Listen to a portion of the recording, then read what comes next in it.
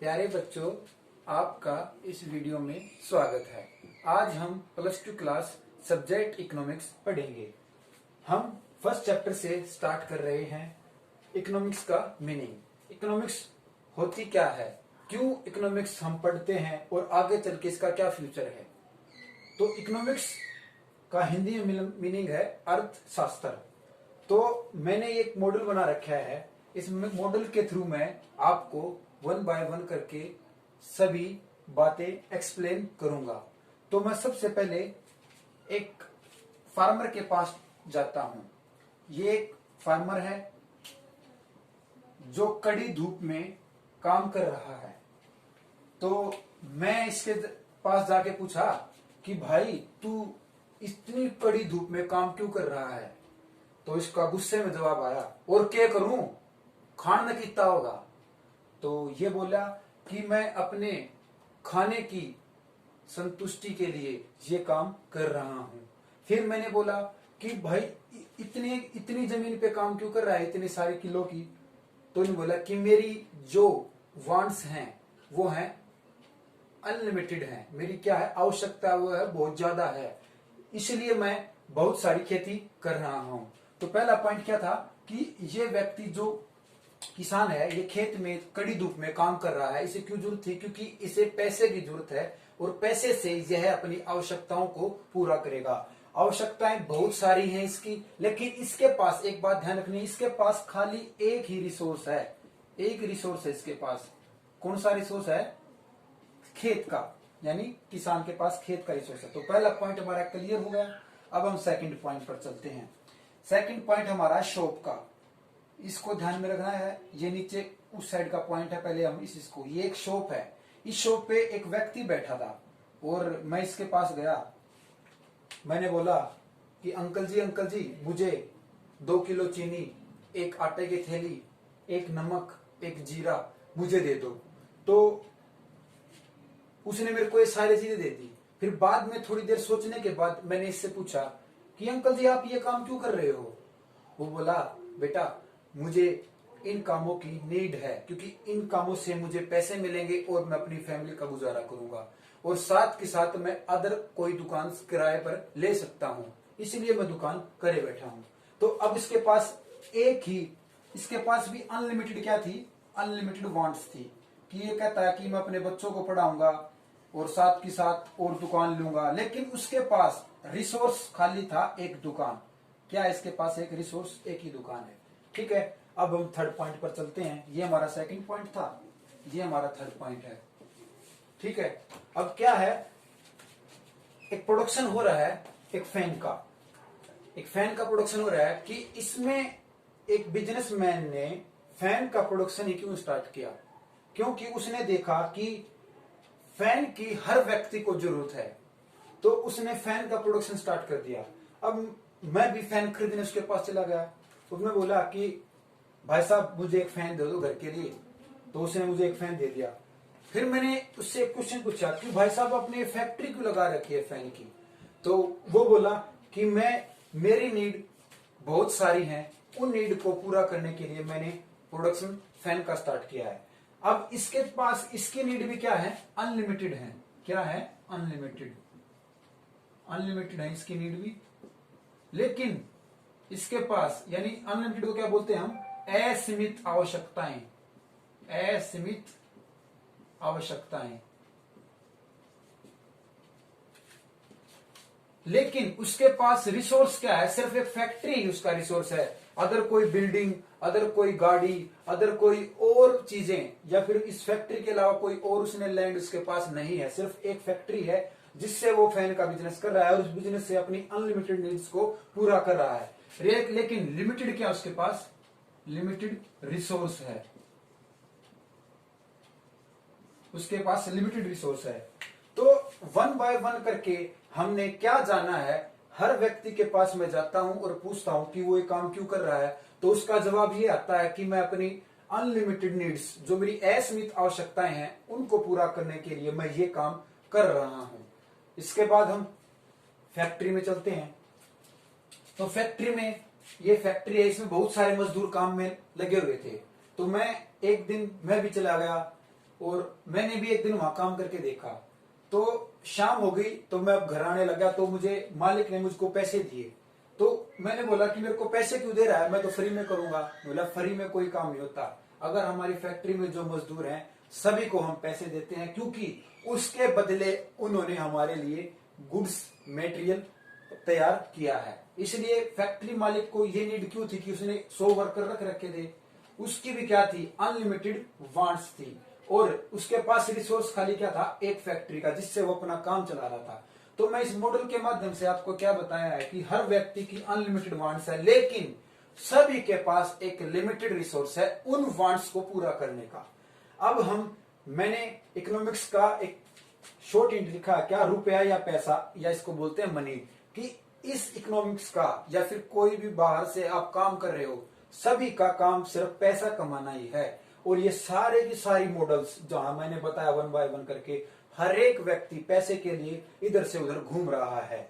अब मैं 1 बाय 1 करके ECONOMICS का मीनिंग क्लियर करूंगा कि होता क्या है। देखो, ई का मीनिंग क्या है, अर्निंग, कमाना। क्या फार्मर खेत में फसल बो के उसको बेच के क्या कमा रहा था, पैसा। तो फर्स्ट पॉइंट क्लियर है।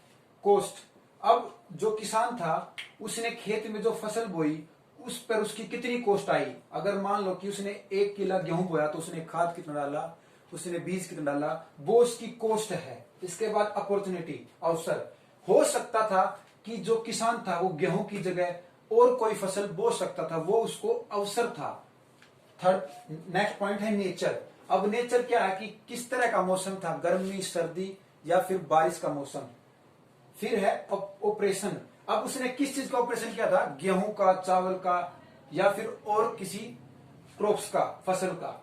फिर है हमारा मेजर, फिर उसने लास्ट में किया कि मैंने पूरा साल जो काम किया कि मुझे कितनी बचत आई, कितना मेजरमेंट हुआ मेरा, कितना मजदूर लगाए मैंने, वो सारी चीजें उसमें काउंट होंगी हमारी मेजरमेंट में। इनकम, लास्ट में उसने देखा कि गेहूं बेचने के बाद, या 1 किलो का गेहूं बेचने के बाद, या 10 किलो के गेहूं बेचने के बाद उसे कितने रुपए प्राप्त हुए, इनकम। लास्ट है कोशिश, हो सकता है जब गेहूं बोए, धान बोए तो बारिश स्पीड से आई, या फिर अचानक से ओलावृष्टि होगी, तो ये उसके कारण हो सकते हैं फसल खराब होने के। और लास्ट पॉइंट है एस। एस को बोलते हैं हम सिलेक्शन, कि हमने अपने कौन से काम का सिलेक्शन करना है जिसमें हम प्रॉफिट कमा सके, जिसमें हम पैसे कमा सके। तो अब मुझे लगता है कि इस मॉडल के माध्यम से और इस हिंट के माध्यम से आप सभी को इकोनॉमिक्स का मीनिंग अब क्लियर हो जाएगा। देखो, मैंने लिख रखा है इकोनॉमिक्स का मीनिंग, अनलिमिटेड वांट्स, हर एक व्यक्ति की अनलिमिटेड वांट्स होती हैं और लिमिटेड रिसोर्स होता है। इकोनॉमिक्स का मीनिंग क्या है, एक बार जान लेते हैं। Economics is a science that study human behaviour as a relationship between ends and square with have alternative use. ये किसकी डेफिनेशन है, ये हमारे रॉबिन्स की है। बहुत से राइटरों ने इकोनॉमिक्स की डेफिनेशन दी है और बहुत से राइटरों ने इसकी, सभी ने आलोचना की है एक दूसरे की डेफिनेशन की। तो मैंने सबसे थोड़ी सी ठीक लगे जो वो डेफिनेशन लिखी है कि अर्थशास्त्र वह विज्ञान है जिसमें विभिन्न प्रयोग। अब ये विभिन्न प्रयोग आएगा ना, तो मैं अपने मॉडल पे मैंने क्या बताया था कि एक किसान है जो खेत में काम कर रहा है, एक फैक्ट्री है जिसमें मजदूर काम कर रहे हैं, एक शॉप है जिसमें व्यक्ति काम कर रहा है, एक प्रोडक्शन चल रहा है। तो विभिन्न उपयोग हो रहे हैं, विभिन्न कार्य हो रहे हैं जिनके उपयोग हो रहे हैं। वाले सीमित साधन कौन से थे उनके, जो किसान के पास खेत था, शॉपकीपर के पास उसकी दुकान थी, प्रोडक्शन मैनेजर के पास उसका प्रोडक्शन था, फैक्ट्री थी, तो सीमित था साधन से, तथा उनका उद्देश्य के संबंध में रखने वाले मानवीय व्यवहारों का अध्ययन करना है। और क्या उन सभी में हमने मानवीय सभी लोगों के व्यवहारों को अध्ययन किया है, वो ही हमारा क्या कहलाता है, इकोनॉमिक्स कहलाता है। तो इकोनॉमिक्स में अर्न कितना किया था हमने, कॉस्ट कितनी लगाई थी, अपॉर्चुनिटी कितनी आई थी, नेचर क्या था, ऑपरेशन, मेजरमेंट, इनकम और कोशिश, और लास्ट था सिलेक्शन। ऐसे हमारा क्या था, सिलेक्शन। तो मुझे लगता है कि अब आप सभी को मीनिंग क्लियर हो गया किसका, इकोनॉमिक्स का। इकोनॉमिक्स मतलब पैसा, पैसे से संबंधित, यानी मनुष्य जिस कार्य को करने के लिए, अपनी असीमित आवश्यकताएं को पूरा करने के लिए मनुष्य जो कार्य करेगा ना, वो किसके लिए करेगा, अपनी असीमित आवश्यकता यानी अनलिमिटेड वांट्स के लिए, और उसके अल्टरनेटिव यूज का मतलब क्या है कि अगर हमारे पास मटेरियल कम है तो हम क्या करेंगे, उस मटेरियल से कम काम करके अपना वो प्रोडक्शन चालू कर देंगे। तो मतलब अल्टरनेटिव यूज का मतलब ये है कि अगर मेरे पास दो मार्कर हैं, ठीक है, एक ब्लैक है और एक ब्लू है, अगर खाली ब्लैक होता तो मैं ब्लैक से भी काम कर सकता था, ये इसका अल्टरनेटिव यूज है। अगर मेरे पास ब्लू होता तो मैं ब्लू से यूज कर सकता, अगर मेरे पास दोनों है तो मैं दोनों से यूज कर सकता हूँ। अल्टरनेटिव यूज का मतलब यह है कि अगर मेरे पास ये बोर्ड ना होता, वैसा बोर्ड होता, मैं उसका यूज करता। तो हमारी वांट्स तो बहुत सारी हैं, लेकिन उसके साथ रिसोर्स ये सारी हैं, ब्लैक बोर्ड है, मार्केट है, ये सारे रिसोर्स हैं, ये लिमिटेड हैं। अब हम मीनिंग ऑफ माइक्रो इकोनॉमिक्स और मैक्रो इकोनॉमिक्स का जान लेते हैं। ये भी मैंने एक हिंट के तौर पे बताया है। मीनिंग ऑफ माइक्रो इकोनॉमिक्स, व्यवस्थी अर्थशास्त्र क्या होता है, इसमें एक हिंट आता है आई का।